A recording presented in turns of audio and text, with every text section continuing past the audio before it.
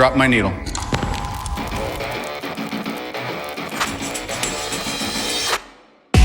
Bonjour, je suis Bruno Soulez, je suis un dev, D-E-V, pour différents, extraordinaires et visionnaires. Bienvenue dans If This Then Dev, le podcast qui veut résoudre le problème avant de passer au dev. Chaque semaine, je recevrai un expert pour décoder un sujet ou une tendance de notre formidable métier d'artisan du numérique. Sans en faire un tuto, nous parlerons d'une techno ou de notre quotidien de dev. Une discussion sans boucle, sans condition, mais compilée, afin d'en comprendre tous les éléments avant de passer au dev. Ce podcast est une production Cosa Vostra, où nous codons comme nous accompagnons nos clients, en étant différents, extraordinaires et visionnaires. Ce qui me fascine dans notre métier, et une des raisons du lancement de ce podcast, c'est l'évolution permanente. Il y a toujours des nouvelles technos qui apparaissent. Mais il y a une autre constance dans notre métier, le dénigrement d'une techno par rapport à une autre. Il y a 40 ans, les devs assembleurs ne considéraient pas le C comme du vrai dev. Il y a 20 ans, les devs Java ne considéraient pas le JavaScript comme du vrai dev. Il y a un an, je ne considérais pas le no-code comme du vrai dev.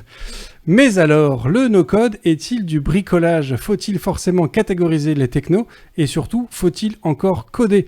Pour répondre à ces questions de bout de ficelle, je ne reçois pas Michel Gondry, mais il s'y connaît en effets spéciaux. Arthur, bonjour. Bonjour Bruno. Alors Arthur, est-ce que tu pourrais te présenter pour les gens qui ne te connaîtraient peut-être pas ? Oui, bien sûr, bonjour à tous. Moi c'est Arthur Kiffer, je suis un des cofondateurs et CTO de Cube, donc Cube.fr, une agence de développement web, mais qui a une particularité, c'est qu'on développe toutes nos applications web et applications mobiles avec des technologies dites donc no-code ou low-code, donc c'est-à-dire qu'on va développer avec de la programmation visuelle en faisant le moins de lignes de code possible pour arriver à peu près à 80% sans code et 20% de code dans les fonctionnalités globales de ces applications. Alors, je suis persuadé que dans l'audience de ce podcast, il y a déjà des gens qui ont les poils qui se dressent en t'entendant parler de programmation visuelle. Je pense qu'ils doivent imaginer des enfants qui font du Scratch sur de l'iPad. Alors du coup, deux questions. La première, est-ce que tes clients sont au courant que vous travaillez sur ces technos-là ou est-ce que du coup c'est entièrement masqué pour eux et ça vous fait du coup une économie. Et la deuxième, c'est est-ce que ton équipe, c'est effectivement des enfants qui font du Scratch sur un iPad ? Alors, pour la première question, ils sont complètement au courant. En fait, aujourd'hui, nos clients viennent justement pour ça parce qu'ils se rendent compte effectivement que cette barrière entre le produit et le dev, parce que finalement, eux, ce qu'ils vont chercher, c'est une application fonctionnelle à la fin. On sait qu'une application, qu'elle soit créée en no-code ou avec une autre technologie, va nécessiter derrière des itérations, va nécessiter de la faire vivre tout le long du produit. Et donc ça, souvent nos clients se rendent compte que en privilégiant des stacks no-code ou low-code, ils vont pouvoir être un peu plus proches de cette technologie et donc de casser un peu la barrière qui les sépare de ces problématiques. En plus de ça, ils viennent aussi parce qu'en termes de ressources, c'est moins coûteux. On arrive à faire plus de choses plus rapidement. Donc forcément, c'est gagnant-gagnant à ce niveau-là. Ouais. Et pour répondre du coup à ta deuxième question, alors non, on n'a pas des enfants qui font du Scratch dans nos équipes. Non, nous, en fait, on a fait le pari que, quoi qu'il arrive, on est sur du développement.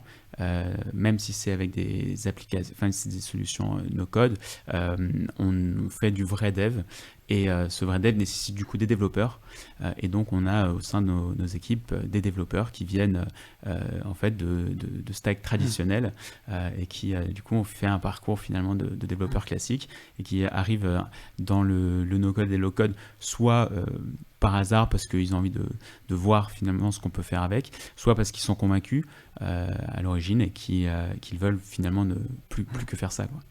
Alors, moi j'ai une passion très récente pour le no-code. J'en ai déjà parlé quelques fois dans ce podcast. Je commence à faire de plus en plus d'épisodes qui tournent autour de ça.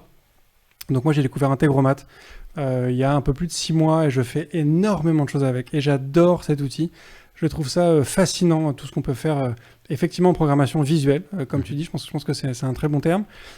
Avant d'entrer dans le détail de qu'est-ce que vous utilisez vous comme stack aujourd'hui chez Cube, est-ce que tu pourrais nous faire un petit tour d'horizon entre ce qu'on appelle le low-code, ce qu'on appelle le no-code et les différents types d'outils différents types de je crois qu'il y a différents types de no-code aussi qui existent entre Integromat, des Bubble et compagnie.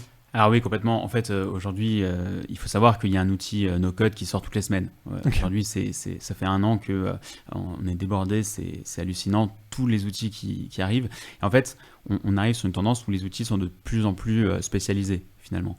On va avoir effectivement le gros domaine de l'automatisation, où effectivement on va retrouver Integromat, on va retrouver Zapier, on va retrouver IFTTT, enfin bon, bref, un peu des mastodontes maintenant dans le no-code automatisation.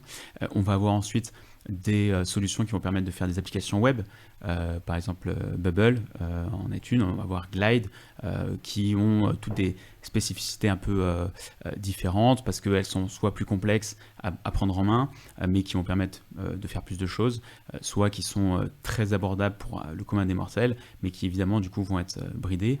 Derrière, on va aussi avoir des solutions qui vont permettre de faire des applications natives, ou en tout cas hybrides natives sur iOS et Android. Bref, on a vraiment des domaines assez particuliers. Et donc ça, on est dans des outils du coup dits no-code. Et ensuite, on a des outils qui sont comme Bubble, à la frontière entre le no-code et le low-code. Pourquoi ? Parce qu'en fait, on va pouvoir intégrer ensuite via du code, donc en l'occurrence pour Bubble, ça va être du JavaScript. On va pouvoir mettre du JavaScript en plus dessus pour rendre finalement notre application web complètement custom, comme on le souhaite. Mais alors, du coup, avec un outil comme Bubble, Oui. Ce JavaScript que tu fais, en fait, il est entièrement empaqueté dans des modules, le même titre que tu as des différents modules sur Bubble. Du coup, il est entièrement containerisé. Du coup, c'est limite une fonction JavaScript unique que tu fais en fait au final. C'est ça. Alors en fait, on a la possibilité effectivement de créer ce qu'on appelle des plugins, hein, qu'on va développer donc sur du Node.js, où on va développer la fonctionnalité. Elle a des entrées, elle a des sorties, et finalement quand on va l'appeler dans notre stack Bubble, elle va fonctionner comme on le souhaite. Et il y a la possibilité également de rajouter du code JavaScript en front, cette fois pour éventuellement rajouter des effets visuels, faire des calculs, ce genre de choses que de base la solution Bubble elle-même ne permettrait pas. Je vois. Et alors du coup, le low-code, qu'est-ce qui fait qu'on passe sur du low-code? Sur Bubble, tu me dis que c'est entre le no-code et le low-code. C'est quoi du coup l'étape d'après? C'est entre les deux. En fait, ensuite, on va vraiment avoir dans le low-code, à proprement parler, si vous regardez maintenant sur Google et vous recherchez un peu toutes les solutions qui existent, on va avoir tous les vraiment mastodontes du low-code, comme Microsoft Power Apps, comme OutSystem, Mendix, Appian, bref, des solutions qui, elles, ont pour objectif de remplacer finalement les DSI, remplacer toute la chaîne IT des grosses entreprises, et qui ont alors un avantage assez fort qui est que on va pouvoir développer finalement comme du code traditionnel dessus. Et tout ce qui va être finalement low code, c'est parce que on a la possibilité à un moment donné de réutiliser des briques. Donc on va pas tout refaire de A à Z. Et la possibilité de coder soi-même des fonctionnalités si on le souhaite. Et c'est vrai qu'en général, la barrière entre le no-code et le low-code, on la met là où on peut finalement rajouter son propre code si on le souhaite. Okay. Est-ce que du coup, j'ai fait un épisode avec des gens de Microsoft il y a pas très longtemps, et ils ont évoqué, donc ils ont toute une suite d'outils no-code qui commencent à sortir de plus en plus, et ils ont évoqué à un moment le fait que Excel, en fait, est le premier outil de low-code qui existait sur le marché, et du coup c'est aujourd'hui le plus répandu. C'est quoi ton point de vue là-dessus? Oui, je pense qu'ils ont cité Excel parce que ça les arrange, mais je pense avant tout qu'effectivement Excel en fait partie, et c'est là où maintenant on a une tendance qui est de dire tous les outils finalement visuels sont du no-code. On va pouvoir, je pense à des solutions comme PlayPlay, où on va pouvoir faire des vidéos sans compétences en fait, et on relie souvent le côté no-code à manque de compétences.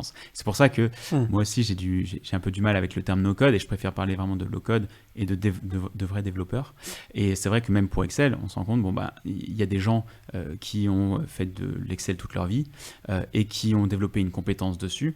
Et on peut même rajouter derrière avec du VBA, du code, etc. Donc c'est vrai qu'on peut parler à mon sens, d'outils low-code. Maintenant, de dire que c'est le premier, ça je pense pas. Il y en avait déjà des outils low-code depuis plus de 30 ans, même dans les années 80, je crois qu'on parlait déjà un peu de low-code, ou en tout cas de programmation visuelle. Donc je pense pas que ce soit le premier, mais c'est vrai que l'analogie est assez intéressante, étant donné que c'est un outil qui nécessitent des compétences, où on a la limitation pour les personnes qui ne sont pas développeurs, et on peut un peu bypasser cette limitation en rajoutant son propre code. Effectivement, il y a 20 ans, on parlait déjà alors au-delà même de programmation visuelle, on parlait du fait que les machines seraient capables de créer elles-mêmes un programme à partir d'un input, alors certes visuel, mais peut-être aussi écrit, sans que ce soit réellement du code. Est-ce qu'au final, tout ce qui est no-code et low-code, c'est au final l'aboutissement, en tout cas aujourd'hui, de toutes ces recherches sur justement cette création automatique de code? Alors, moi, j'aime pas trop cette approche-là, de dire que c'est automatique, parce que derrière, il y a quand même il y a des développeurs qui ont quand même conçu ces fonctionnalités. Si on s'en réfère à Bubble, en fait, on a une marketplace de plugins qui est assez hallucinante, qui en fait ont été développés soit par Bubble, mais la plupart ont été développés par la communauté. Et ce code n'a pas été automatisé, n'a pas été développé comme ça par magie. C'est vraiment des gens qui les ont développés pour le reste de la communauté. Alors il y en a qui sont payants, d'autres gratuits. Mais derrière ça, il y a vraiment de l'humain et des développeurs qui ont pris le temps et mis l'énergie pour développer ces fonctionnalités. Moi, le côté création de code automatisé, je connais aujourd'hui pas forcément d'outils très poussés qui permettent de faire ça, même si commence à y avoir des outils, notamment aux États-Unis, qui sont assez puissants, open source là-dedans, notamment Amplification, je ne sais plus exactement le terme, il faudra qu'on vérifie, mais voilà, il y en a quand même qui émergent et qui sont intéressants. En tout cas, à date, j'aurais pas forcément de solution à mettre en avant par rapport à ça. Oui, parce que ce qui est différent en fait avec les outils de no-code et de low-code que vous utilisez au quotidien chez Cube ou comme Integromat que moi j'utilise, c'est qu'en fait, c'est pas vraiment de la génération de code. C'est-à-dire que c'est une application dans une application, mais il n'y a pas un code réellement qui est généré, tu n'as pas un exécutable que tu en retires derrière, quoi. Alors non, effectivement, c'est aussi le business model de toutes ces solutions, hein. C'est cloud-based, du coup ils ont leur infrastructure qui tourne et ils hébergent du coup des applications dessus. Donc tout l'intérêt, c'est effectivement, on ne va pas exporter ensuite son code, on va pouvoir dans cette solution full stack tout développer directement dedans et puis bon, ça fonctionne comme ça. Derrière, bon, il y a du code qui est évidemment créé et exécuté. On peut le voir quand on fouille un peu dedans comment ça a été conçu. Donc si, il y a du code. Maintenant, il n'est pas généré de manière automatique. Derrière, il y a quand même des gens qui ont d'abord qui ont conçu ça et qui finalement ont fait ces briques. Et ensuite, c'est les briques qu'on va pouvoir utiliser de la meilleure des façons. Ouais. Alors, quand on prenait un café, avant qu'on commence l'épisode, je te parlais de l'épisode que j'ai fait avec Thomas de PFIT, où on parlait du coup de Jetlang. Je lui ai posé une question et notre conversation m'y fait repenser, donc du coup, je vais te la poser aussi. Du coup, chez PFIT, ils ont créé du coup Jetlang, qui est une techno de no-code qui permet à des gens qui ne sont pas développeurs de refaire des règles métiers, des algorithmes du coup au final dans leur back-office. Du coup, ils n'ont pas besoin de ressusciter des devs quand tu as une nouvelle règle URSAF qui arrive et compagnie. Si je prends le cas d'Integromat que moi je connais bien, en fait, du coup, moi je crée mes différents blocs, mes agencements entre mes différentes API, mes passages d'infos et compagnie. Avec Bubble que vous utilisez chez Cube, ça va un peu plus loin, mais c'est grosso modo aussi un petit peu le fonctionnement. C'est un agencement de modules.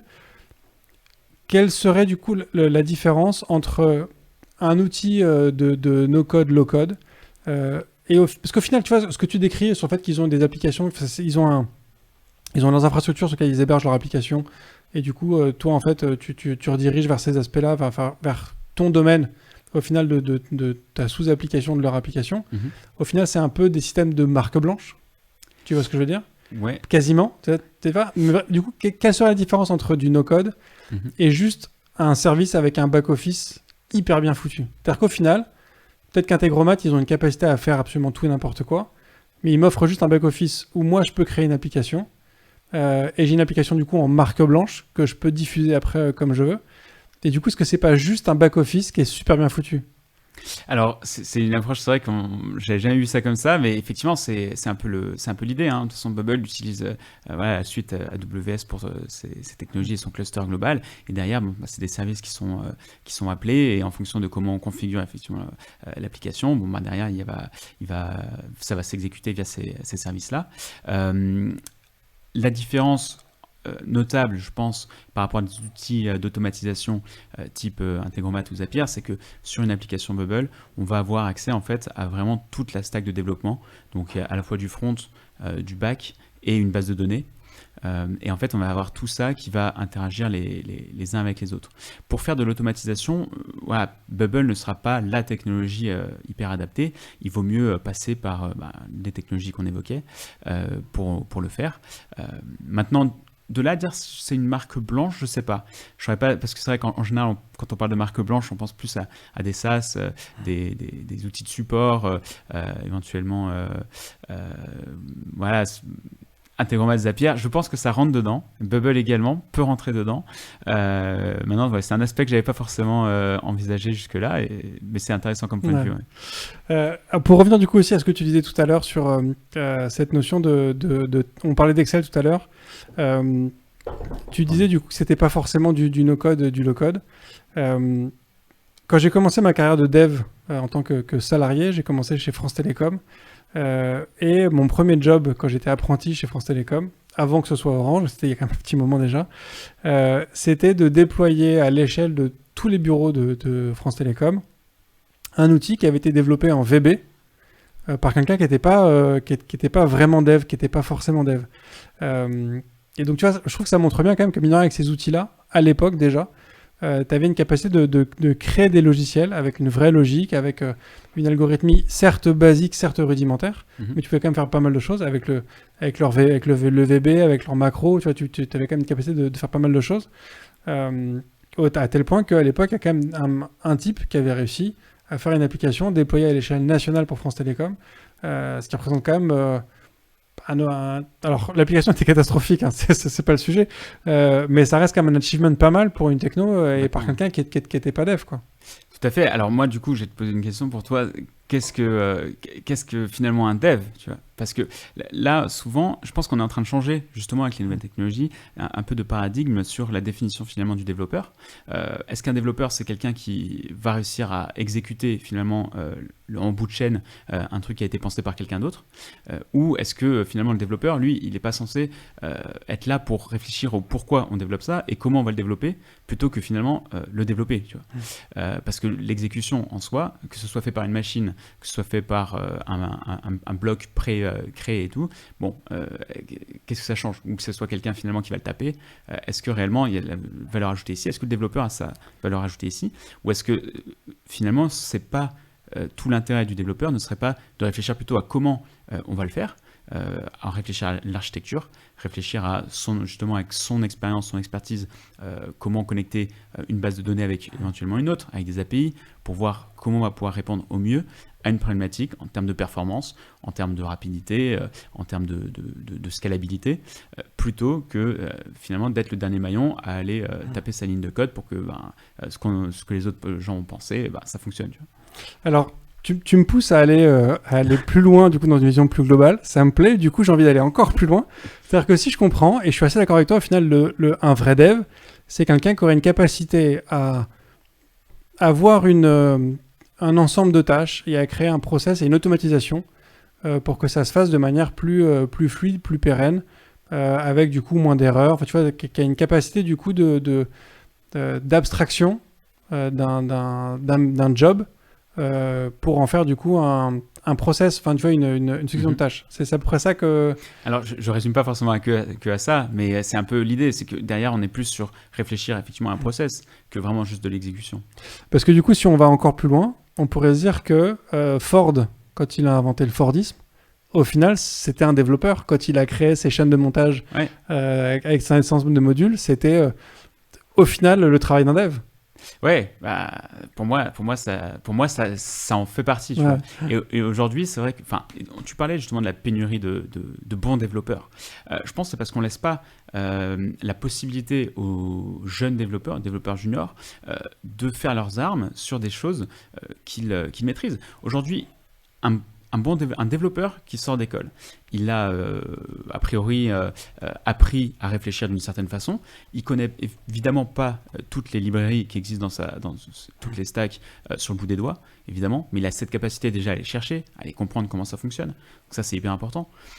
Et si on lui laisse la possibilité de s'exprimer de manière réfléchie, où il va pouvoir penser à non pas trouver exactement la syntaxe nécessaire pour que son code s'exécute, mais plutôt à qu'est-ce qu'il faut que je mette en place et que je réfléchisse à comment je vais le faire pour que ça fonctionne. Si on lui laisse cette possibilité-là, et ben là, il va pouvoir gagner en compétences. Parce que si il est obligé de passer par 5 ans de dev pur, de dev traditionnel, à taper du code avant d'avoir un niveau satisfaisant et suffisant pour être embauché dans une entreprise, bon bah là on a évidemment un gros problème et là on a cette pénurie de devs et on a des devs qui restent sur la touche alors que pour autant ils sont pas forcément mauvais, ils manquent juste finalement d'expérience. Ouais. Ça me fait penser du coup effectivement à une vidéo dont je te parlais en préparation que j'évoque plusieurs fois qui pour moi est assez intéressante.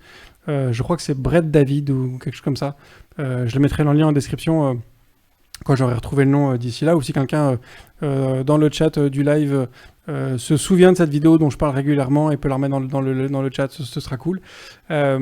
Où du coup il explique que notamment, en fait, donc il parle justement de cette évolution du code, des technos et compagnie sur 40 ans, et il parle aussi de cette influence des plus anciens sur les plus jeunes. Tu vois, je disais en intro qu'effectivement les devs assembleurs trouvaient que le C c'était pas du vrai dev, du Java qui trouvait que le JavaScript c'était pas du vrai dev, et ainsi de suite. Donc c'est ce dénigrement qu'il y a des autres technos, et aussi le fait que en fait les plus anciens enseignent aux plus jeunes les paradigmes que eux connaissent et du coup perpétuent en fait quelque chose et empêchent du coup les plus jeunes, comme tu le dis en fait, du coup de s'exprimer, de découvrir d'autres choses et de réaliser les choses différemment. Tu me demandais tout à l'heure ce qui pour moi aussi était la définition d'un vrai dev. Je te cache pas que depuis que je me suis mis à ce podcast, depuis que je me suis mis au no-code et compagnie, ma vision a vraiment changé sur ce qu'est réellement un dev. Et le paradigme que j'ai aujourd'hui, que j'ai déjà évoqué aussi sur d'autres podcasts principalement, c'est que quand tu regardes l'industrie du cinéma, il y a 20 ans, peut-être même moi aussi 20 ans, si tu voulais faire un film, et que tu voulais montrer un film au monde entier, il te fallait un caméraman, un preneur de son, il te fallait toute une équipe de régie, des producteurs, des assistants, des machins, il te fallait du matos super cher, il te fallait un distributeur, il te fallait des chaînes de cinéma, enfin tu vois, il te fallait tout un truc colossal. Aujourd'hui, tu sors ton téléphone, tu appuies sur un bouton, et quand tu as terminé ta vidéo, elle est disponible au monde entier en 3 clics, quoi. Et ça n'a pas empêché qu'on fait toujours du cinéma. Et ça a permis au contraire à des jeunes créateurs à travers le monde, issus de toutes les origines possibles et imaginables, de créer des contenus absolument phénoménals. Et je trouve qu'avec le code, en fait, on est sur les mêmes aspects. En fait, c'est-à-dire qu'en fait, en simplifiant, en baissant la barrière d'entrée à cette technicité qu'est le code, en fait, on permet à des tas de gens d'exprimer les trucs. Tu vois, quand je vois tous les technos comme Bubble, comme Airtable, comme, je sais pas, on pourrait en citer plein, qui permettent à des gens de faire des applications quand même de manière hyper simple, sans avoir à se taper un cursus de 5 ans au MIT et compagnie. On a développé, en fait, on ouvre aujourd'hui en fait la possibilité, et du coup les vrais devs, enfin ceux qui se considèrent comme les vrais devs, peuvent du coup se concentrer sur des problématiques encore plus complexes, parce qu'en fait le simple c'est encore plus simplifié, et du coup en fait on décuple les capacités en fait de tout le monde, quoi.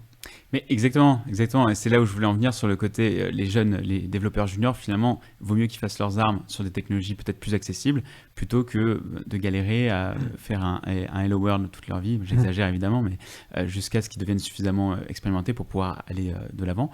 C'est évident que ces technologies ne vont jamais supprimer le développeur, c'est vrai que c'est un truc qu'on entend souvent. C'est vrai que parfois, moi, j'ai des amis qui me disent mais toi, ton truc, ça va me mettre au chômage et tout. Et je dis non, pas du tout. Parce que, au contraire, en fait, ça va te permettre, toi, de te focaliser finalement là où tu as ta valeur ajoutée. De te dire, bon, d'accord, là, il y a quand même un algorithme hyper poussé à faire, où il va falloir, en termes de performance, il va falloir être hyper impeccable, comprendre derrière les mathématiques qu'il y a derrière, comprendre finalement que la librairie qui existe ne pourra pas fonctionner dans ce cas-là. Donc, il va falloir recréer un truc from scratch pour que ça soit adapté exactement à ce besoin-là. Mais d'un autre côté, si tu as besoin de te connecter à une solution qui fait déjà ça, connecte-toi et tu n'es pas obligé de le faire en code. Tu peux le faire soit en low-code ou en no-code. Ça marchera très bien, ça fonctionnera parfaitement. Donc, pourquoi t'embêter? Ouais, puis il y a un gain de temps. Je vois, moi, quand j'ai commencé avec Integromat, les premiers trucs que j'avais fait, c'était pour poster des messages sur Slack, sur Twitter ou ce genre de choses. Et en fait, j'ai réalisé que si je l'avais fait en dev, j'aurais dû choisir un framework, créer mes tokens auprès de l'API, même parfois faire une demande pour avoir mes tokens, machin, essayer de configurer mon environnement pour que ça fonctionne, faire une mise en prod, faire des tests, des machins et compagnie. Alors que là, avec Integromat, en 3 clics, mais vraiment, peut-être 5, mais c'est torcher à une vitesse. En fait, tu gagnes un temps qui est colossal sur des trucs qui, en fait, n'ont aucun intérêt en fait, à faire. C'est surtout ça l'intérêt, je trouve. Exactement, ouais. Moi, souvent, l'exemple que je prends, ça va être les connexions aux réseaux sociaux. Je sais, pour en avoir discuté déjà avec des devs tradis et qui sont freelance et qui ont le même genre, je veux dire, de clients early stage que nous, qui ont des nouvelles idées, qui veulent lancer des trucs. Et souvent, dans toutes les applications qu'ils font, bon, il faut faire une connexion à un réseau social, il va falloir faire une connexion à un service tiers, etc. Et au bout de la énième fois qu'ils le font, bon, bah, ils en ont ras la casquette. Et quand tu te dis qu'avec des technologies comme Bubble, on va pouvoir, en l'espace de 5 minutes, connecter ça, c'est hallucinant. En fait, on va passer plus de temps à configurer la solution auprès de la solution elle-même, à configurer, bon, j'ai une application qui s'appelle machin, etc., et j'y accède depuis cette URL et tout. On va passer plus de temps à configurer ça que réellement intégrer la connexion du côté de l'applicatif. Ouais. Donc, rien qu'en pensant à ça, on se dit, mais c'est évident qu'il y a un problème si les développeurs doivent, dans ces cas-là, développer from scratch, quoi. Si on revient du coup sur les métiers de Cube et sur ce qu'on évoquait tout à l'heure sur Excel, Excel, mine de rien, moi j'ai compris que toi tu ne veux pas le voir comme ça, mais moi je maintiens que c'est quand même, je pense, un outil de no-code, parce qu'en fait on voit beaucoup de gens dans beaucoup de boîtes qui ont leur tableau Excel, qui font circuler auprès de leur équipe ou pas. Enfin, tu vois, c'est connu que tu as des outils qui sont créés par des devs, et puis tout le monde en interne a un tableau Excel qui est en fait une récupération plus ou moins d'informations qu'on refait un petit peu nous-mêmes. Enfin, tu vois, il y a un truc particulier avec les tableurs. Qu'est-ce que vous, chez Cube, qu'est-ce que vous faites par rapport à ce genre de... Tu vois, parce que j'imagine que ce que vous faites, c'est pas uniquement B2C, j'imagine qu'il y a aussi une notion B2B. Du coup, qu'est-ce que vous apportez comme solution avec notamment Bubble et autres? Alors oui, effectivement, nous, on fait beaucoup de B2B, justement parce que les outils no-code sont hyper intéressants, comme tu l'as mentionné, pour tout ce qui est process, finalement, tout ce qui est application métier, pour faire gagner du temps aux équipes, pour avoir un back-office fonctionnel assez rapidement, pour pouvoir automatiser des échanges entre clients, partenaires et tiers de confiance. Tout ça, c'est des choses que le no-code aujourd'hui peut vraiment aider à accélérer. Là où effectivement, je te dis, pour moi, Excel ne rentre pas dans cette catégorie no-code d'outils, c'est pas dans la pratique, c'est plus dans la finalité. Pourquoi ? Parce que nous, les outils qu'on utilise, c'est des outils qui sont déjà cloud-based, qui vont permettre de connecter à des bases de données, etc. Parce qu'aujourd'hui, Excel, alors, les puristes me diront qu'on peut le faire, etc. si on bidouille des choses, mais c'est pas fait pour. Tu vois, c'est fait effectivement pour l'avoir en local, c'est fait pour le partager avec 100 collègues à droite à gauche, mais c'est pas, in fine, fait pour héberger une application. Tu vois. Donc voilà, nous, par contre, on a justement beaucoup de clients qui viennent nous voir avec des Excel à rallonge, qui se disent, bon, maintenant, je me traîne ça depuis 10 ans, c'est très bien. C'était un stagiaire à l'époque qui m'avait fait ça, il a hyper bien bossé, il était hyper malin. Mais aujourd'hui, bon, c'est hyper compliqué, ça me fait perdre énormément de temps, je perds de l'information. J'ai besoin d'avoir un outil qui va être hébergé, où je vais pouvoir avoir toutes mes données au même endroit et sur lesquelles je vais pouvoir me baser pour ensuite essayer un peu d'améliorer mon activité, ce qui est lié, bref, tout ça.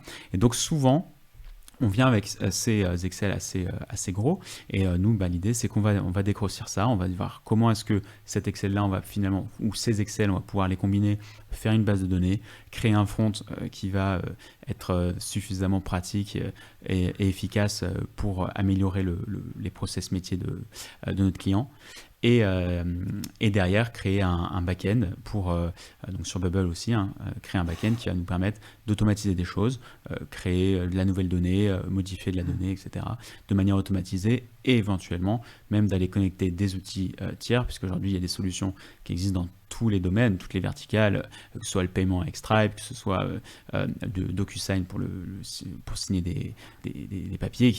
Aujourd'hui, je ne sais plus combien de projets on a vu passer qui nécessitaient finalement juste d'automatiser des process métiers aujourd'hui qui prennent énormément de temps et où on peut faire gagner sur chaque étape de notre client, chaque étape on peut lui faire gagner une journée, quoi. Ouais. Ce qui est énorme à l'échelle d'une entreprise. Ah, carrément.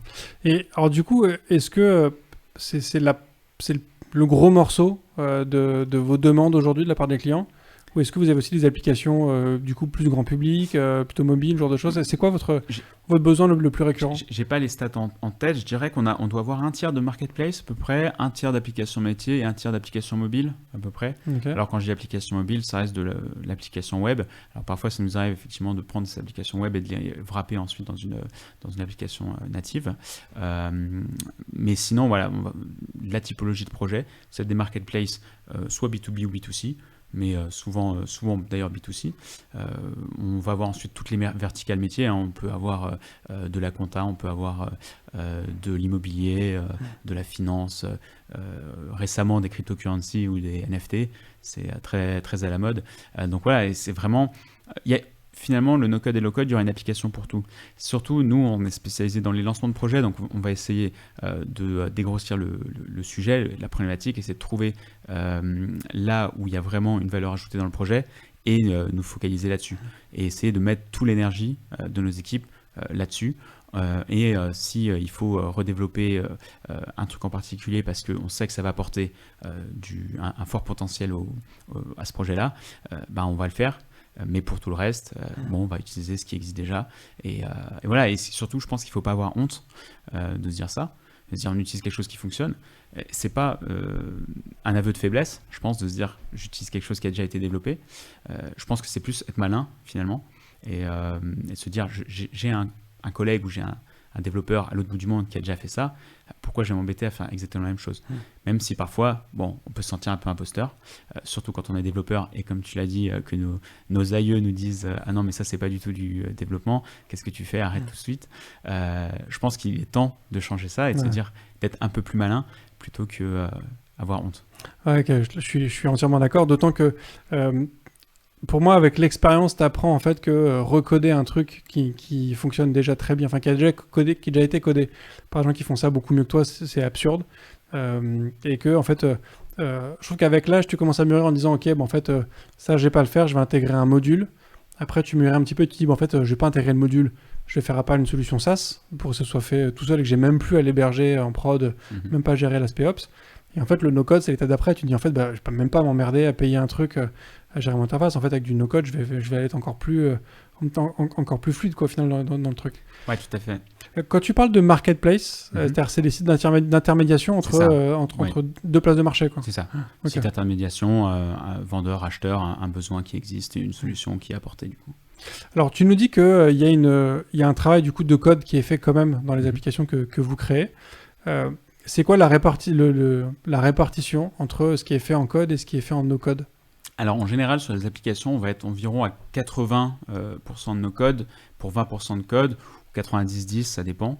Mais in fine en termes de temps on va être quasiment sur le 50-50. Ou peut-être 60% de temps en no-code et 40% en code. Mais en termes de fonctionnalité ça va être vraiment du 80-20 quoi. Donc ça veut dire que tu passes 50% du temps pour produire 80% de l'app. Exactement. Et un autre 50% pour produire les 20% qui restent. Les 20% qui restent. On est quasiment sur la loi de Pareto en fait. C'est ça, à peu près, ouais. Mais c'est pour ça que c'est hyper important, vraiment que dans nos phases de conception, on regarde, on se dise, là, on n'a pas d'autre solution, il va falloir vraiment qu'on développe. Parce que, quand je dis développer, qu'on fasse du code, parce que on n'a pas de solution qui existe soit sur le marché, soit que elle ne répond pas exactement à l'attente et que cette attente est justifiée. Si évidemment elle n'est pas justifiée, voilà, comme tu l'as dit, Pareto est notre ami, et donc on va se dire, est-ce que ça vaut vraiment le coup de s'embêter et de se rajouter une dizaine de jours de développement, alors qu'en 2 jours, on peut arriver à résoudre le pain point. Ouais. Je trouve que c'était la première agence dont j'entends parler qui a ce fonctionnement-là. Je trouve ça absolument godin, parce qu'en fait, c'est vrai qu'on se dit qu'il y a une évidence. En fait, si avec la moitié de ton temps, tu arrives déjà à faire 80% du soft, les 50% restants, effectivement, déjà forcément, ils coûtent moins cher. Tu te concentres que sur les trucs qui, du coup, on se dit, c'est là où il y a le plus de jus de cerveau nécessaire. Donc, c'est au final, tant mieux. On peut, du coup, y consacrer plus de temps. Tu parles de l'aspect conception. J'ai envie qu'on s'arrête un petit peu là-dessus et qu'on passe plus de temps là-dessus. Qu'est-ce que ça change entre... parce que tu as été dev avant, comme tous les devs qui nous écoutent aujourd'hui, qui font du vrai dev, je mets des gros guillemets autour. Qu'est-ce que ça change en termes de conception entre faire du dev, alors je ne sais pas sur quel stack tu étais avant, mais qu'est-ce que ça change quand tu as du coup ces problématiques classiques à gérer par rapport à ce que tu fais aujourd'hui en no-code? Alors ouais, moi pour info, donc avant j'étais pas vraiment développeur web. Moi j'étais ingénieur en très très bas niveau, puisque je faisais du coup du code, mais sur embarqué. D'accord. Je faisais de l'embarqué, donc on a à peu près les mêmes problématiques. Mais effectivement, t'étais du coup sur du C, de l'ADA ou... Alors je faisais du C, mais je faisais aussi même de l'embarqué très très bas niveau. Alors c'est du VHDL pour les gens, parce que les gens ici ne connaissent pas ça. Bah écoute, je vais le noter, comme ça je vais me préparer un épisode sur le VHDL. Ok, très bien. Donc c'est un langage de programmation très bas niveau pour carte électronique embarquée. Donc avant de passer au web et au no-code. Je pense qu'en termes de conception, alors nous, là où on va gagner avec notre approche, c'est qu'on va être un peu plus flexible. On va être un peu plus agile dans le sens où, si jamais on ne peut pas faire une chose, ou si jamais on change d'avis en cours de route, c'est assez facile finalement de rebondir et de changer. En revanche, là où ça va être un peu plus embêtant et on va devoir être un peu plus strict, c'est finalement sur ce qui est possible de faire ou ce qui n'est pas possible de faire. Et dire que ça, ok, non, ça on le fera pas en code ou en no-code, ça n'a pas de sens, ou cette technologie n'est pas adaptée. Tu vois, c'est là où on va vraiment se poser des questions. Et si demain on a envie de faire un algorithme très poussé, spécifique, avec une particularité, un truc qui n'a jamais existé avant, là, évidemment, un outil no-code ou le code n'aura pas de sens. Et dans ce cas-là, soit nous, on le développe sur un service custom, où on va développer vraiment cette fonctionnalité-là, soit on le laisse et on laisse une autre agence ou un autre développeur le développer de manière complètement personnalisée, quoi. Est-ce qu'il y a un objectif de faire quand même de faire 100% de no-code sur les projets, où tu pars du principe que où tu essayes forcément de caler le dev. Tu vois ce que je veux dire? Ouais. Alors nous, on va pas se dire il faut absolument mettre du custom et tout. Maintenant, c'est quelque chose qu'on vend à nos clients. Nous, comme je t'ai dit aussi, on a des développeurs en interne. Eux, ils ont besoin de challenge. Moi aussi, quand je développe, tout ce qui est facile, c'est évident que c'est moins fun. Donc, on essaye quand même de mettre un peu de challenge dans les projets pour que tout le monde soit gagnant, pour que nos clients déjà aient quelque chose vraiment de personnalisé qui puisse se différencier sur le marché, parce que c'est sûr que plus il y aura d'applications sur le marché, plus il va falloir quand même se différencier avec des petites particularités. Donc nous, on est là pour les apporter, et en interne aussi, pour les développeurs et tout, rajouter un peu de piment et un peu de challenge dans les projets sur ces 20% qui finalement prennent un peu de temps. C'est toujours assez agréable.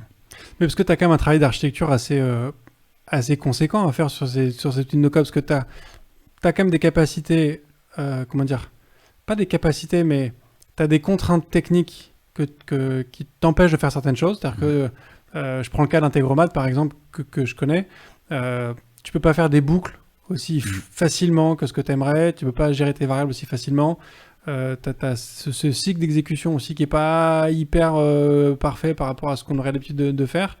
Donc tu as des contraintes comme ça, donc tu as quand même du coup une problématique de conception qui, tu vois, quand tu veux faire une vraie application, tu as quand même un truc un petit peu macro à avoir. Ouais. Il y a quand même une certaine complexité, mine de rien, dans ce travail-là. Alors oui, complètement, complètement. Ça, c'est pour ça aussi que chez nous, bon, n'importe qui du product manager au développeur en passant par le designer vont avoir la notion de ce qui est possible de faire, ce qu'on a déjà par le passé su faire. Donc bon, c'est facile. Dit bon, ça on l'a déjà fait dans une application. Bon, a priori, je sais, je suis assez serein sur le fait qu'on est capable de le faire avec les technologies qu'on utilise. Mais après, il y a aussi une autre chose, et tu en parlais tout à l'heure, sur choisir sa stack. Bon, bah, parfois, c'est finalement plus facile, tu vois. Parce que là, on va se dire, bon, bah, ok, moi, j'ai set up une application mobile. Bon, bah, ça me facilite la vie sur est-ce que je vais plutôt choisir du front React et un back Node ou au contraire Go. Enfin, bref, je sais pas ce qu'on pourrait imaginer, mais on peut en imaginer plein. Là, finalement, bon, ça facilite aussi le choix qu'il y a à faire derrière cette technologie.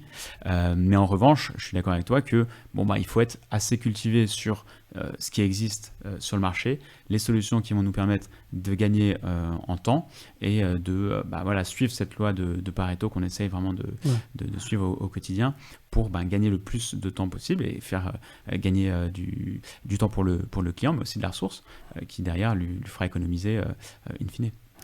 Et du coup, comment est-ce que vous déterminez parce que du coup, dans cette architecture-là, comment tu détermines ce qui sera fait en code, où est-ce que tu mets l'intelligence, où est-ce que tu mets les données, tu vois, comment est-ce que tu gères ces différentes briques dans la structure de ton application?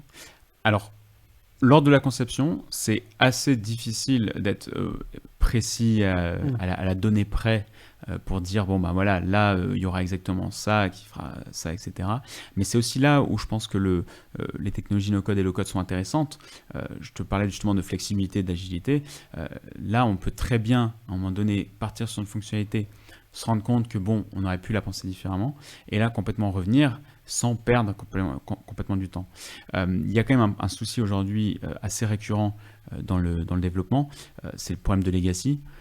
C'est vrai que lorsqu'on a une legacy qui est quand même grandissante au fur et à mesure dans une entreprise, bon, bah, il arrive un moment où on est obligé de tout mettre à la poubelle et recommencer. Quand on est sur des technologies low-code, alors déjà ces technologies évoluent en temps réel, elles sont développées par d'autres personnes, donc ça c'est quand même des ressources que nous, bon, bah, on n'a pas à traiter, donc c'est quand même assez intéressant.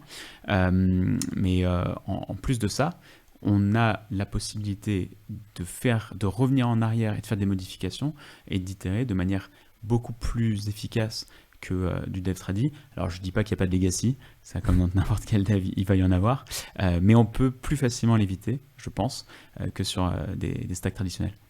Et alors donc du coup, où est-ce que tu mets l'intelligence, où est-ce que tu mets les données? Tu vois, je vous ai imaginé, vous avez des technos de prédilection pour ça ou? Alors oui, bon, alors nous, la technologie vraiment qu'on utilise principalement, ça va être Bubble. Pourquoi? Parce que c'est vraiment ce côté full stack, c'est la flexibilité. C'est contrairement à des applications, enfin d'autres solutions qu'on peut voir. Par exemple, aujourd'hui, beaucoup de personnes utilisent Airtable pour la base de données, qui est une solution extrêmement intéressante, qui est géniale pour tout ce qui va être process métier, pour pouvoir gérer, notamment en connectant un Zapier, un Integromat, pour pouvoir avoir une base de données solide et qui s'améliore en temps réel. Pour ça, c'est hyper intéressant. Et ces personnes-là, en général, utilisent d'autres solutions type Stacker ou Software en front pour générer un front. Le problème de ces solutions-là, c'est qu'elles sont limitées. Alors, elles ont l'avantage d'être hyper poussées, de se connecter à Airtable et d'apporter des choses, voilà, une application métier très rapidement et d'être, pour le commun des mortels, facile à utiliser. Derrière Bubble, nous on sait que si on part avec cette stack-là, pour nos clients, bon, ben, ils vont jamais être coincés. À chaque fois, on va pouvoir trouver une solution à leurs problèmes. Tu vois. Et donc, à la fois en front, au niveau du design, mais également en back, ou en connectant une autre solution qui va permettre d'itérer et vraiment de scaler l'activité. Souvent, on dit que bon, le no-code, low-code, c'est pas scalable. C'est pas la technologie en proprement parler qui va être scalable ou pas, c'est ce qu'on en fait. C'est de dire, bon, ben voilà, j'utilise ça, je sais que bon, ben, si je commence à l'utiliser pour faire du calcul hyper poussé avec des boucles à l'infini, bon, ben, évidemment, c'est pas scalable. Parce que là, j'ai commencé à payer des dizaines de milliers d'euros par mois pour des serveurs qui font un truc pas du tout efficace. Donc évidemment, c'est pas scalable. Puis si par contre, on réfléchit de manière intelligente et qu'on met en place des architectures adaptées avec cette technologie-là, on ne sera jamais bloqué et on va pouvoir scaler quasiment indéfiniment sur cette technologie, puisque c'est des services web et ils sont basés sur AWS, qui finalement, dont la plus-value est justement de pouvoir scaler son activité indéfiniment, quoi. Oui, en fait, ce que tu décris, c'est l'importance du choix de la techno et de décider en fait qu'est-ce que tu fais avec quoi, de manière que tu faisais du dev embarqué avant. Personne va se dire tiens, je vais prendre du JavaScript pour faire de l'embarqué. En fait, tu sais que ça se sent pas efficace. En fait, donc il faut juste bien connaître sa techno, à quoi elle est utile. Il y a des trucs qu'elle fera très bien, il y a des trucs qu'elle fera pas. Et du coup, il faut juste choisir la techno qui s'adapte au bon projet, quoi. Exactement. Ouais. Et d'ailleurs, dans l'embarqué, le no-code a du mal un peu à rentrer dedans, parce que j'ai l'impression que pour le hardware et à cette limite-là, les us et coutumes sont encore plus ancrés que pour le développement. Ouais, j'imagine bien. Alors du coup, sur cette... attends, qu'est-ce que je voulais dire ? On parlait des données, on parlait de... Ah oui, moi j'ai connu l'époque où, à la fin d'un projet, on remettait un CD-ROM au client avec son logiciel dessus, ou même avec son site internet qui était dessus. Il y a eu après l'époque où on lui mettait à dispo un serveur avec du coup son truc qui était émergé dessus. Maintenant, c'est une instance chez AWS, GCP ou je ne sais quoi. Du coup, toi, qu'est-ce que tu leur donnes à tes clients ? Alors nous, à la fin du coup d'un projet, on leur donne finalement l'accès à cet éditeur Bubble. Donc voilà, ils ont finalement, ils prennent la place et le siège du développeur qui était là avant. Mais on garde toujours la possibilité de collaborer sur cette application. Et surtout, on met en garde nos clients sur le fait que, ça... De prime abord, ça semble alléchant. On a envie de mettre les mains dedans parce que voilà, c'est à portée de main, c'est visuel, on comprend. Moi, j'ai utilisé mon application et là, je la vois finalement dans un éditeur et je me dis mais là, je peux changer du texte, je peux changer des boutons, je peux changer des actions. Enfin, c'est génial, tu vois. Ils sont vraiment souvent comme des enfants devant ce cadeau. Et donc on les met quand même en garde parce que ça reste du développement. Derrière, il y a des gens qui ont réfléchi à comment faire pour que ce soit performant. Et pour pas, justement, comme tu parlais de l'Excel et de VB, pour pas que ce soit une application qui rame ou quoi, on fait en sorte que les traditions de développement soient respectées, qu'une base de données, on l'appelle pas n'importe comment, bref, et que tout ça soit fait de la bonne manière. Donc on les met en garde par rapport à ça. Par contre, c'est vrai que s'ils veulent changer du texte, s'ils veulent changer un peu d'une couleur d'un bouton, faire un peu d'A/B testing, etc. C'est des choses qu'ils peuvent complètement faire. Et surtout, ils ont un accès à leur base de données de manière visuelle, ce qui est quand même hyper intéressant quand à côté tu dois te connecter, je sais pas, un PG admin ou genre de choses pour quelqu'un qui n'est pas du métier. C'est hyper. C'est abrupt. Voilà, c'est hyper compliqué. Donc là, pouvoir se dire j'ai accès à mes tables, j'ai accès à mes records directement, je peux aller même modifier la donnée directement dans ma base de données. Là, ils sont hyper ravis et ils se disent ok, je comprends pourquoi c'est vraiment une technologie époustouflante. Du coup, est-ce que dans le package, tu leur fais aussi une petite formation plus ou moins succincte, je sais pas, justement des différents outils pour qu'ils sachent faire des choses et qu'ils connaissent les limites de ce qu'ils peuvent faire et de ce sur quoi il faut être plus vigilant? Alors ça dépend. On a des clients qui nous le demandent, d'autres qui ne nous le demandent pas. Et dans ce cas-là, on fait vraiment juste une transition en expliquant finalement l'éditeur assez rapidement, en expliquant qu'il y a du front, qu'il y a du back, qu'il y a une base de données. Comme je disais, que cette base de données, nous en général, on développe vraiment quand même un back-office. Donc il y a le back-office Bubble, qui est l'éditeur, où on va pouvoir accéder à sa base de données, on va pouvoir modifier des choses, etc. Mais ça va être c'est pas adapté forcément à aller créer et modifier de la donnée de manière automatisée ou en boucle, etc. Donc nous, on crée toujours un back-office à côté pour le client, pour lui faciliter la vie et la gestion du day-to-day. Donc ça, c'est évident. Donc avec ces deux outils, normalement, il devient ensuite autonome. Et c'est vrai que s'il veut avoir une formation pour essayer de devenir autonome sur Bubble, il peut le faire. Ce qui existe aussi, aujourd'hui, nous, on n'est pas spécialisé dans la formation, on reste vraiment une agence. Il existe de plus en plus de solutions et de services qui existent pour se former sur ces technologies-là, à Bubble, mais aussi à Integromat et les outils d'automatisation et de no-code.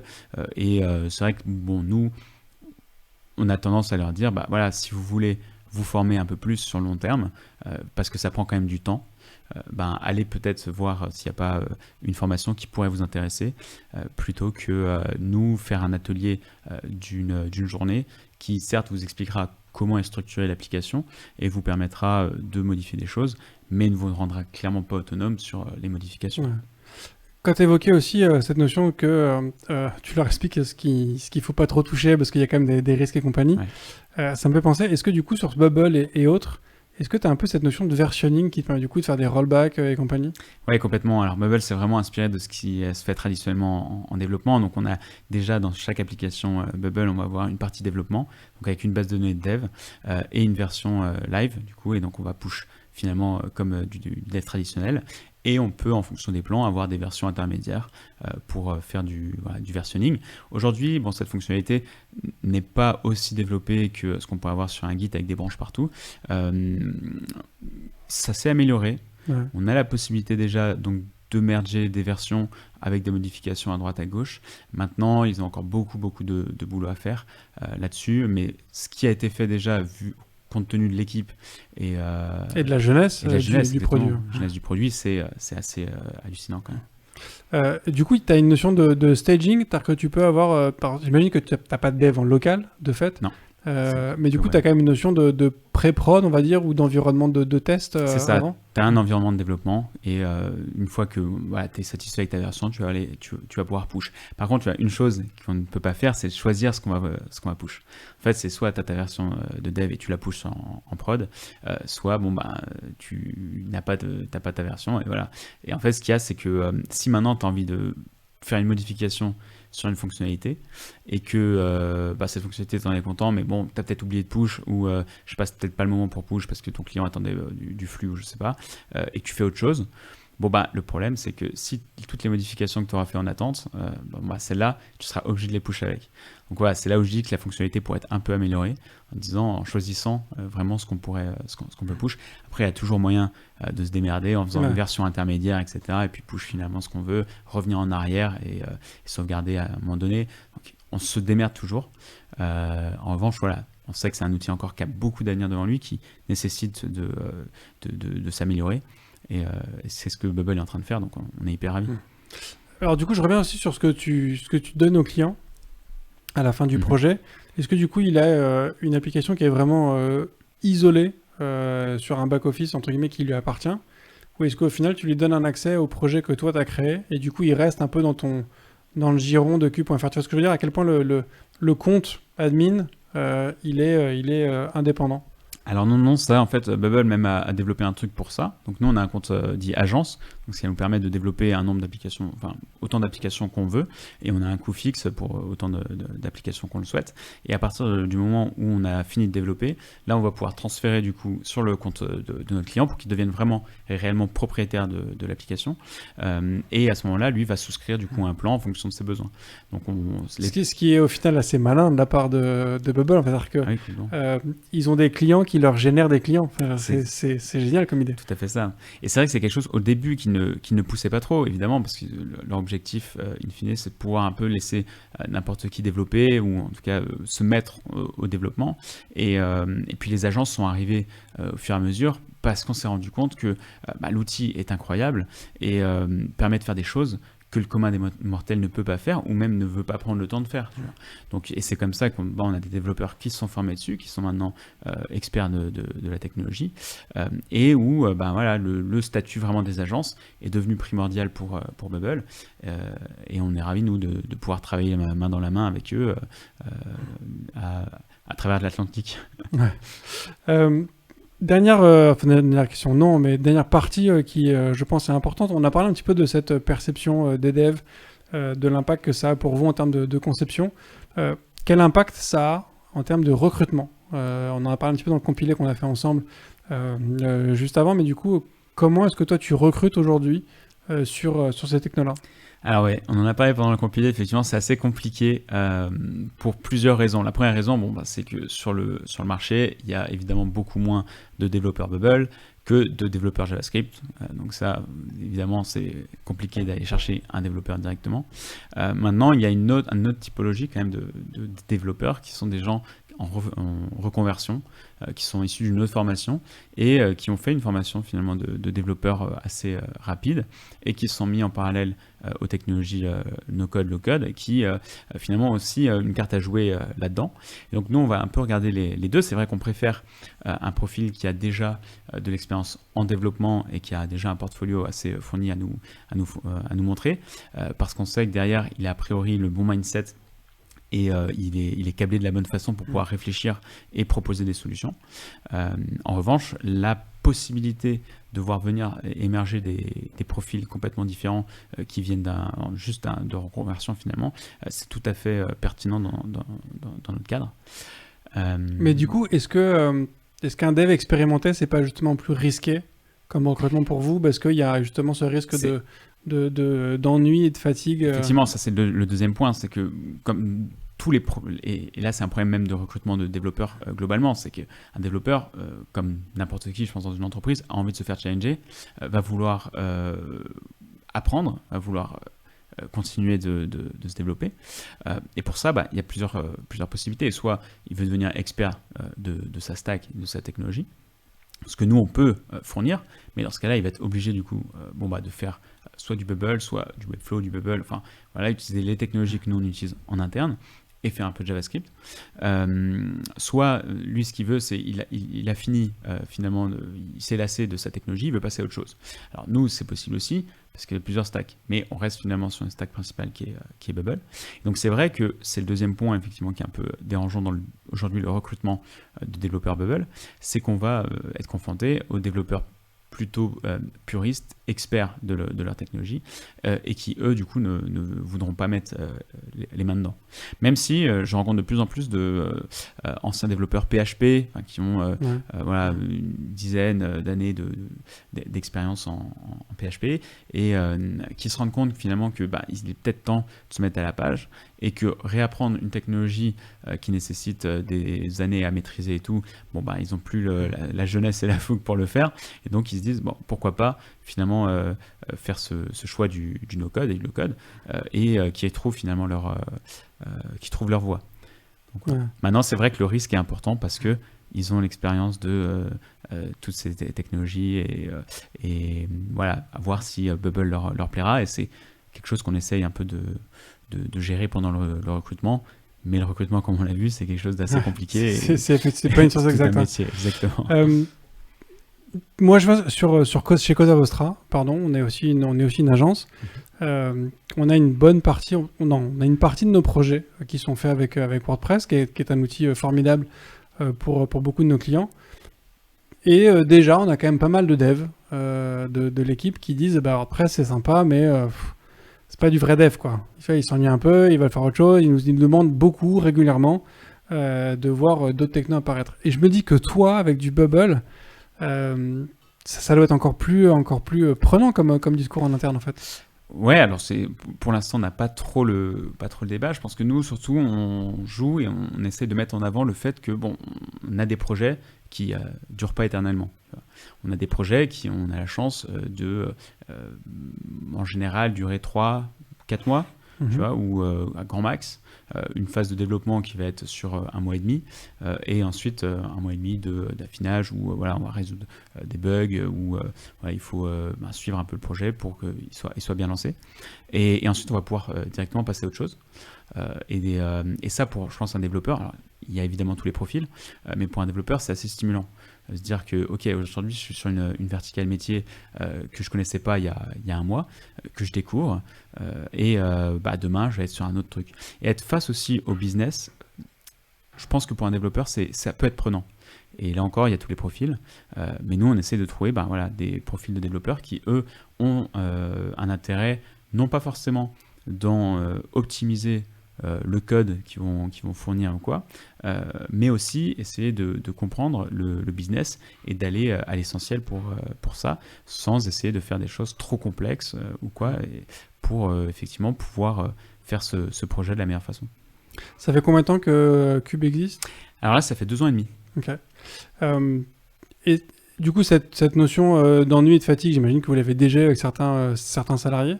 Est-ce que ça arrive plus avec justement ces gens, pas autodidactes, mais qui sont alors vous avez peut-être des autodidactes aussi, mais des gens qui sont sur ces cursus que tu évoquais, un peu plus courts de reconversion avec des formations qui durent quelques semaines, comme le wagon ou d'autres. Ou est-ce que ça va encore plus vite tu vois, par rapport à un dev issu d'école d'ingénieur qui a 10 ans d'expérience, mais je ne sais pas si c'est le genre de profil que vous arrivez à faire venir, mais tu vois ce que je veux dire, est-ce que selon le parcours, l'historique, on va dire, les gens vont plus vite se plaire dans ce contexte-là ou au contraire vouloir aller sur quelque chose de différent? Alors, pour le coup, nous, on n'a pas les deux profils. L'ingénieur de 10 ans d'expérience, ça, on n'en a pas en interne. Du coup, nous, on va plus avoir des profils effectivement juniors qui se lancent dans le développement. Aujourd'hui, on a aussi la chance de ne pas avoir forcément de problématiques en interne sur la lassitude. On va voir si ça arrivera peut-être dans les prochains temps. Je croise les doigts. Mais en tout cas, ouais, par rapport à ça, je ne peux pas vraiment te répondre parce qu'on n'a pas vraiment le cas. Pour l'instant, ça fonctionne et on a des développeurs qui sont hyper contents justement de pouvoir changer de projet, de voir plein de choses, d'expérimenter sur finalement même la culture digitale, la culture web, connaître les solutions. Voilà, c'est toujours intéressant de pouvoir se dire ah mais là cette solution je la connaissais pas, bon, bah, je vais pouvoir l'intégrer. On joue aussi beaucoup là-dessus sur voilà, comme je te disais, des projets extrêmement variés où on va pas être juste un développeur qui va faire une fonctionnalité, mais finalement on va faire toute la chaîne. C'est aussi ça qui est intéressant, hein, je pense, avec le low-code et le no-code, c'est cette capacité avec moins de ressources de faire plus, ce qui finalement va aussi stimuler le développeur. C'est vrai que moi personnellement, quand je développe, je vais adorer pouvoir me dire à la fin, voilà, ça c'est moi qui l'ai fait. C'est peut-être égoïste de se dire ça, mais me dire voilà, j'ai pas eu d'aide, c'est moi qui je suis arrivé au bout de ce projet tout seul, je l'ai fait, peut-être avec du no-code, mais c'est moi qui l'ai fait et j'en suis hyper content. Ouais. Je trouve ça assez... j'adore cette philosophie que tu as sur ces outils-là. Et le fait que vous n'ayez pas un turnover très important, ça montre peut-être bien que quand tu fais bien les choses, quand tu accompagnes bien les équipes et que tu arrives à leur montrer que en fait, du coup, les peut-être 10 ou 20% de dev que tu fais, bah, c'est la partie la plus intéressante et tu n'as plus toutes les merdouilles à côté à gérer. C'est peut-être ça en fait qui les rend heureux. Comment est-ce que tu fais pour créer cette... alors, c'est peut-être que je me trompe, hein, si c'est un autre état d'esprit, dis-le moi, mais tu vois, j'ai vraiment envie de savoir comment est-ce que tu fais pour que ton équipe au quotidien continue à trouver parce que, même moi, tu vois, je suis en train de le dire, j'ai pas envie d'être dans cette culture de il y a du vrai dev et des faux devs. Je suis à fond pour le no-code. Mais tu vois, j'ai quand même ce réflexe de dire, voilà, comment tu fais pour que ton équipe au quotidien continue à trouver un truc vraiment intéressant à faire, ce challenge intellectuel dont on a tous besoin quand on est dev. Ouais, bah écoute, alors je sais pas si je fais des trucs en particulier ou quoi. Maintenant, j'essaye déjà de faire en sorte que la communication soit omniprésente. On essaye aussi finalement de suivre les traditions du développement agile dans l'entreprise. Donc on va faire des daily meetings, on va beaucoup échanger. J'incite surtout les équipes à beaucoup communiquer vraiment de dev à dev, dire s'il y a une problématique, de rentrer dedans. Ce qui est aussi intéressant, je sais pas, je pense que souvent c'est le problème aussi dans le développement, c'est que rentrer dans un projet que tu connais pas avec une problématique qui était complètement inconnue, c'est compliqué d'aller aider quelqu'un. Tu vois. Là aujourd'hui, nous on a l'avantage de dire que on a un collègue dev qui rentre dans le truc, tu lui expliques rapidement, il voit exactement puisque c'est la même stack, le même framework et tout, donc il voit tout de suite là où il pourrait t'aider, et donc il y a les échanges qui se font comme ça, et je pense que pouvoir échanger souvent, tous les jours, et c'est aussi pour ça que nous, le télétravail, on l'accepte, mais on ne va pas avoir une culture 100% télétravail pour justement pouvoir se dire, c'est sur place, on peut vraiment communiquer avec son voisin à gauche et à droite sur résoudre des problèmes ensemble. Et je pense que ça doit jouer dans la philosophie, dans le fait que derrière, il n'y a pas forcément de lassitude, en tout cas pour le moment. Et pour essayer de terminer sur ce sujet, est-ce que du coup, j'imagine que le fait qu'il y ait des agences qui commencent à se créer avec ce principe-là, que des clients soient demandeurs, ça montre qu'il y a quand même une évolution des mentalités. Tu vois, il y a une tendance, il y a un mouvement de fond qui est en train de se créer sur ces outils-là. Quel quelle perception, toi, t'as justement de cette évolution de l'image du no-code par rapport au vrai dev?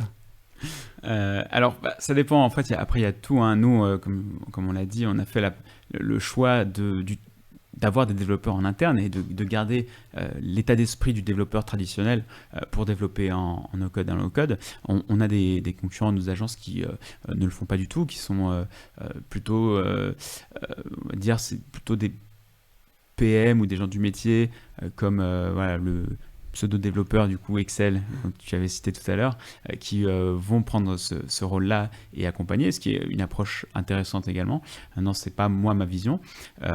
Aujourd'hui, il y a quand même effectivement les outils no-code qui deviennent hyper populaires de par déjà les levées de fonds, le fait qu'à un moment donné, si Airtable lève je sais plus combien de millions, 300, enfin bref, c'est qu'à un moment donné, il y a derrière des gens qui y croient et des gens a priori pas trop bêtes. Donc derrière, forcément, les gens se disent ah mais d'accord, donc si ces gens-là ils ont cru, je pense que moi aussi je peux y croire, c'est qu'il y a vraiment une raison derrière. Donc tout cet engouement finalement il est assez sain.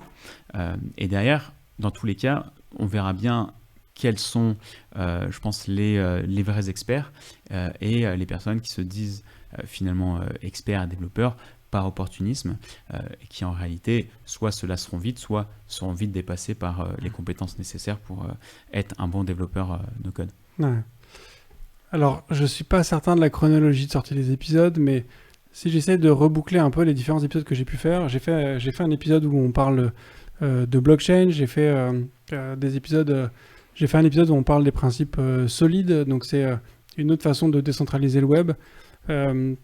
Est-ce que cette tendance aussi avec ces outils que tu peux créer avec Airtable, avec Bubble, avec Integromat et compagnie, est-ce que c'est pas aussi cette tendance à la décentralisation, pardon, où du coup tout le monde en fait aujourd'hui peut se créer son application et t'as plus du coup besoin de faire appel à un gros acteur qui va te coûter peut-être pas cher chaque mois, mais au final t'es coincé après pour 10 ans.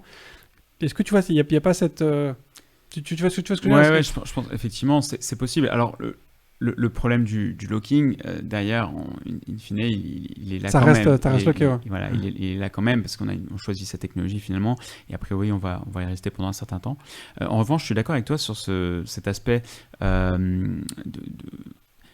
je pense que les aficionados du low-code et du no-code sont aussi en général des gens qui s'intéressent au Web3, un peu à la décentralisation, tout ce que tu peux faire finalement avec cet aspect décentralisé, ce côté do-it-yourself, sans devoir passer justement par des mastodontes.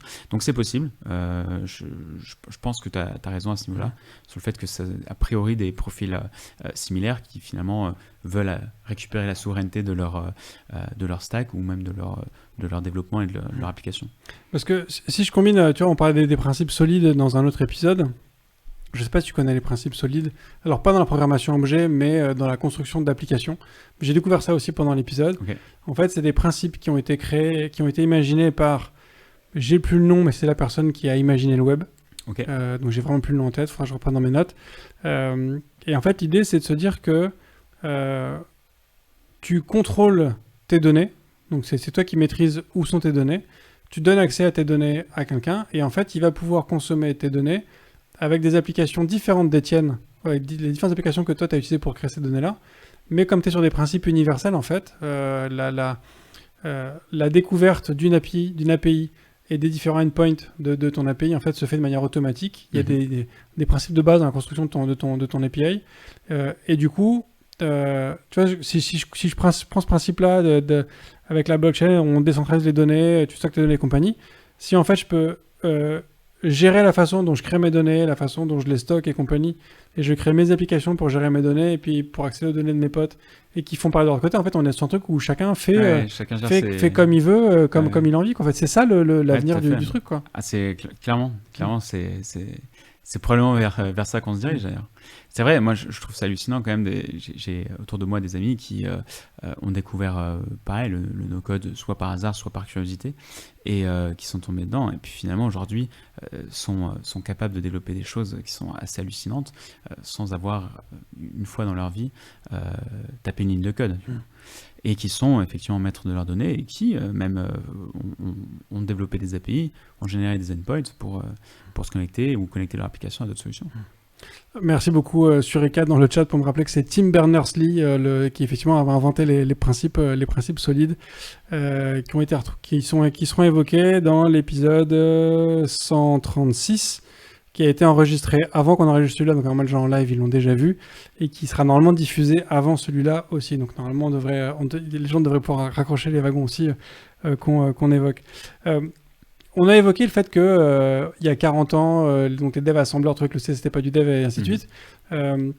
Donc aujourd'hui on est arrivé à un statut de programmation visuelle. Alors je sais que je te lance dans un truc de prospective auquel t'es pas préparé. Mais du coup pour toi dans 20 ans, si aujourd'hui on fait du code avec sa souris en agençant des blocs comme ça, dans 20 ans ce sera quoi la programmation ? Alors pour moi, dans 20 ans, qu'est-ce que ça pourrait être ? Je sais pas, on pourrait faire toute une application sans rien. Je pense que là où on aura atteint un niveau assez intéressant, c'est quand on arrivera à même automatiser, on va dire, le cahier des charges. Exprimer un besoin et que ce besoin soit automatiquement... Il y a une application pour ça en fait. Une application, et quand je dis application, pas une application mobile, voilà, qu'il y ait un module ou une application un peu plus haut niveau qui permet directement de répondre à ce besoin et qui se connecte facilement. Ce qu'aujourd'hui n'est pas le cas puisqu'on a besoin encore de développer et de customiser. Dans 20 ans, je pense qu'on sera capable, voilà, si demain je dis moi je veux une application qui fait ça, hop, on peut la prendre et elle est là sous la main, quoi. Et est-ce que tu penses que les développeurs Bubble, dans 20 ans, diront que les gens qui font cette programmation vers un cahier des charges automatisé, c'est pas du vrai dev? Ah bah probablement. Hein. C'est cyclique en fait, on y revient à chaque fois. C'était toujours mieux avant. Donc, ouais. Pour terminer, est-ce que tu aurais pu faire un grand écart encore plus impressionnant en passant du VHDL au no-code? Donc tu es quand même parti du bas niveau à vraiment le plus haut niveau possible aujourd'hui. Enfin, tu n'aurais pas pu faire plus... Ça aurait été dur de faire plus grand écart, ouais. Non, effectivement. Bah, j'ai essayé, hein. Je suis passé par du web avec du JavaScript et tout. Enfin, voilà, je me suis formé un peu là-dessus. J'ai fait du PHP, j'ai fait du Python, j'ai fait plein de choses. Et puis finalement, voilà, je me suis mis au no-code et c'est ça qui m'a plu, quoi. Je vois. Merci beaucoup Arthur pour tout ça. J'aurais une dernière question pour toi, qui est la question rituelle du podcast IFTTD, et la plus importante bien évidemment. Est-ce que tu es plutôt espace ou tabulation ? Complètement tabulation. Très bien. Merci beaucoup Arthur. Merci Bruno. Et si vous écoutez ce podcast en mode replay, donc sur l'application de podcast, c'est du coup la fin de cet épisode. Pour ceux qui sont en live, on va rester en ligne un petit peu avec Arthur pour le débrief. J'aimerais faire une mention spéciale à Ardemius pour son commentaire 5 étoiles sur Podcast Addict. Si vous voulez aussi une mention spéciale, vous savez ce qu'il vous reste à faire. Sinon, je vous souhaite une bonne fin de semaine. Je vous dis à la semaine prochaine. Et d'ici là, codez bien.